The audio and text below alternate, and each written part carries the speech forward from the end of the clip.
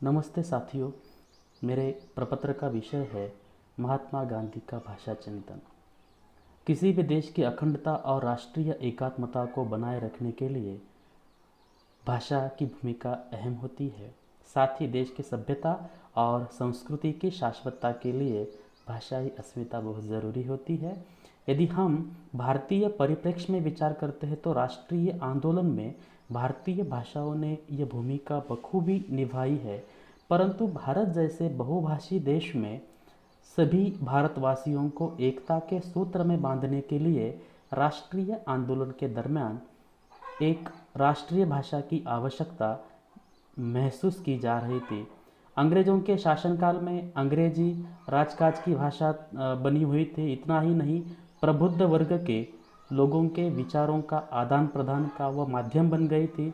ऐसे में राष्ट्रीय आंदोलन की राष्ट्रीय भाषा के रूप में हिंदी को बढ़ावा दिया जाने लगा था। और इस दृष्टि से राजा राम मोहन राय से लेकर महात्मा गांधी तक अनेक समाज सुधारकों ने और मनीषियों ने भरसक प्रयास किए हैं। और इनमें महात्मा गांधी जी के विचार हिंदी भाषा को एक राष्ट्रीय भाषा, एक राष्ट्रभाषा बनाने के लिए उनके विचार सराहनीय रहे हैं। उन्होंने यंग इंडिया पत्र, हरिजन पत्र, प्रार्थना सभा और साहित्य सम्मेलनों में हिंदी भाषा की एक राष्ट्रीय भाषा और राष्ट्रभाषा के रूप में बहुत बड़ी वकालत की थी। आज अंग्रेजी की अनिवार्यता ने शिक्षा व्यवस्था के साथ साथ हमारे भारतीय संपूर्ण परिवेश को झकझोर कर रख दिया है। और ऐसे में महात्मा गांधी जी के भाषा चिंतन की प्रासंगिकता को हम बराबर महसूस कर सकते हैं। गांधी जी की भाषा नीति को हम 3 स्तरों पर देख सकते हैं। पहला है मातृभाषा में शिक्षा, दूसरा है राष्ट्रभाषा के रूप में हिंदी और हिंदुस्तानी, और तीसरा है प्रांतीय प्रशासन की भाषा।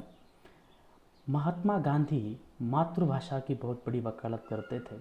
उनका मानना था कि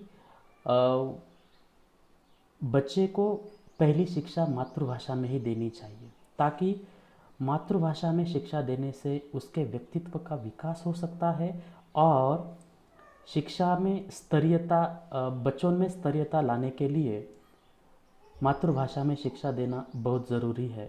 और इस संदर्भ में उन्होंने अपने खुद के कई सारे अनुभव प्रार्थना सभाओं के समय, हरिजन पत्र में उन्होंने बहुत जगहों पर बताए हैं। दूसरी सबसे बड़ी उनके भाषा चिंतन का एक बहुत बड़ा पक्ष है कि वे हिंदी को राष्ट्रभाषा के रूप में, एक राष्ट्रीय भाषा के रूप में, और हिंदुस्तानी भाषा को एक राष्ट्रीय भाषा के रूप में उन्होंने बहुत बड़ी वकालत की है। उनका मानना था कि भारत एक बहुभाषी देश है, हिंद देश के निवासी सभी जन एक है, रंग रूप वेशभूषा बाकी अनेक है। महात्मा गांधी संपूर्ण भारतवर्ष को एकता के सूत्र में बांधना चाहते थे और इसीलिए उनका मानना था कि संपूर्ण भारतवर्ष को एकता के सूत्र में बांधने के लिए वे केवल हिंदी भाषा को ही इस लायक मानते थे। और इसीलिए उनका मानना था कि दक्षिण से लेकर उत्तर तक और पूर्व से लेकर पश्चिम तक सारे भारतवासियों को एकता के सूत्र में बांधने के लिए हिंदी ही एकमात्र ऐसी भाषा है कि वह सभी को एक सूत्र में बांध सकती है। क्योंकि और उस समय वह राष्ट्रीय आंदोलन का दौर था। अंग्रेजी भाषा का प्रभाव बहुत उस समय के समाज प्रबुद्ध वर्ग पर था और उर्दू भाषा भी उस समय अपनी जड़ें जमा रही थी। और ऐसे में हिंदी भाषा को लेकर महात्मा गांधी ने बहुत बड़ा प्रयास किया है और हिंदी के प्रचार प्रसार में उन्होंने बहुत बड़ा योगदान दिया है। दक्षिण भारत में हिंदी का प्रचार प्रसार हेतु उन्होंने अपने बेटे को दक्षिण भारत में भेजा और काका साहेब कालेलकर के सहयोग से उन्होंने समग्र दक्षिण भारत, महाराष्ट्र में और पूरे दक्षिण भारत में हिंदी भाषा को उन्होंने प्रसारित किया।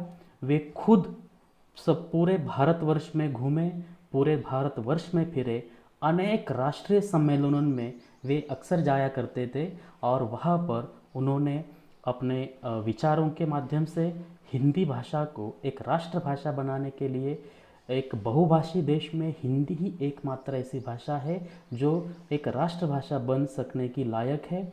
और इसीलिए उन्होंने कहा था कि कह दो दुनिया वालों को गांधी अंग्रेजी नहीं जानता। साथियों, महात्मा गांधी का हमारे बहुभाषी देश में हिंदी को राष्ट्रभाषा बनाने के लिए उनका प्रयास बहुत सराहनीय है।